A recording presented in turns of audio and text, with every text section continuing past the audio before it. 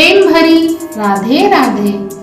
आज का जो हमारा ये वीडियो है ये सभी के लिए है और सभी के लिए महत्वपूर्ण इसलिए है क्योंकि हमारी ये बातें लड्डू गोपाल जी से जुड़ी हुई हैं और आज शायद ही कोई ऐसा घर हो जिसमें लड्डू गोपाल की सेवा नहीं होती है या लड्डू गोपाल विराजमान नहीं है। तो हमारे इस वीडियो को सुनिए और यदि कहीं इसमें कोई त्रुटि होती है या किसी को कोई बात गलत लगती है तो उसके लिए क्षमा कीजिए और अगर हमारा वीडियो पसंद आता है तो कमेंट में जरूर बताएं। राधे राधे। आइए शुरू करते हैं अपना हम ये वीडियो और कुछ जानकारी। लड्डू गोपाल भगवान श्री कृष्ण के बाल स्वरूप माने जाते हैं। इनकी पूजा और आराधना आज हर घर में होती है। ज्यादातर घरों में बाल गोपाल की मूर्ति स्थापित की जाती है और उनकी सेवा बहुत श्रद्धा और प्रेम से होती है। ऐसा माना जाता है कि जिस घर में लड्डू गोपाल जी की पूजा और उनकी देखभाल होती है उस घर में सुख समृद्धि धन वैभव और शांति आती है। लड्डू गोपाल की सेवा बिल्कुल अपने छोटे बच्चे की तरह की जाती है और करनी भी चाहिए। उन्हें खाना खिलाना, कपड़े पहनाना, उन्हें सुलाना, खेलने की व्यवस्था जैसी जो भी चीजें होती है, जैसे बच्चों के हमारे खिलौने होते हैं वैसे लड्डू गोपाल के लिए भी खेलने की व्यवस्था करनी चाहिए। परंतु इन सभी के साथ हमें ये कभी नहीं भूलना चाहिए कि लड्डू गोपाल परमात्मा के ही रूप हैं। वो स्वयं भगवान के अवतार हैं। इसीलिए उनकी सेवा में श्रद्धा भक्ति और नियमों का पालन अत्यंत आवश्यक है। लड्डू गोपाल की सेवा के कुछ साधारण से नियम है, नियम भी नहीं, इनको ध्यान रखने योग्य बातें हैं। तो आइए कौन सी बातें हैं।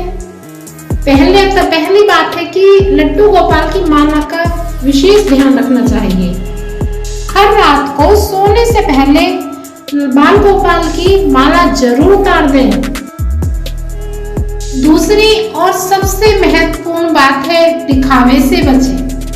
आज के समय में कई लोग अपने बाल गोपाल के श्रृंगार को, उनको भोग लगाते हुए इन सभी चीजों को सोशल मीडिया पर शेयर करते हैं, जबकि कहा जाता है कि जब भगवान को भोग लगाते हैं, उनको नहलाते हैं, उनका श्रृंगार करते हैं तो ये सभी चीजें हमको नहीं दिखानी चाहिए। भागवत में पढ़कर देखो, देवकी और वसुदेव से भगवान स्वयं कहते हैं कि मेरे चतुर्भुज रूप को दिखाने का कारण यही है कि जब मैं बाल रूप धारण करूंगा तो तुम मेरी महिमा को पूरी तरह नहीं जान पाओगे। इस रूप से जानो कि मैं तुम्हारा पुत्र बनने जा रहा हूँ, लेकिन साथ ही ये कभी मत भूलना कि मैं परब्रह्म परमात्मा भी हूँ। इसी को ध्यान रखते हुए हमें बाल गोपाल को दोनों भावों में ब्रह्म भाव और पुत्र भाव स्थापित करना चाहिए और इसी भाव से उनकी भक्ति करनी चाहिए। देवकी और वसुदेव ने इस बाल रूप की स्तुति की। जब हम प्रभु को सच्चा प्रेम करते हैं तो हमारा पूरा प्रेम केवल उनके प्रति ही आता है। इसलिए ये भाव रखना बेहद जरूरी है कि लड्डू गोपाल केवल बाल रूप में नहीं है बल्कि वो संपूर्ण जगत के स्वामी हैं। भक्ति में ये भी ध्यान रखना चाहिए कि अपने अनुभवों और गोपाल जी की कृपा को सार्वजनिक करना अहंकार को जन्म देता है। असली भक्ति में दीनता और विनम्रता होती है। इसलिए अपनी भक्ति और प्रभु के साथ जो भी आपका संबंध है उसको निजी रखना चाहिए। कुछ चीजें जैसे कि ठाकुर जी का स्नान हुआ, उनका श्रृंगार हुआ, उनका भोग या हमारा उनको दुलार करना, ये सब भक्ति को बढ़ाने के लिए ठीक है, लेकिन इन्हें दिखाना उचित नहीं माना जाता है।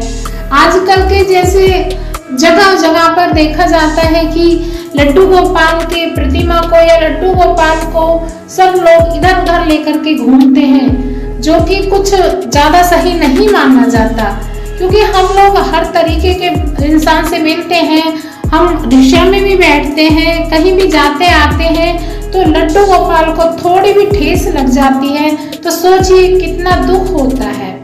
इसीलिए भगवान से रिश्ता तो रखिए, किसी भी रूप में उनको पुत्र रूप मानिए, भाई रूप मानिए, कुछ भी मानिए, पर उसके साथ साथ हमें ये कभी नहीं भूलना चाहिए कि वो जगत के स्वामी हैं, भगवान विष्णु का अवतार है, परमात्मा है।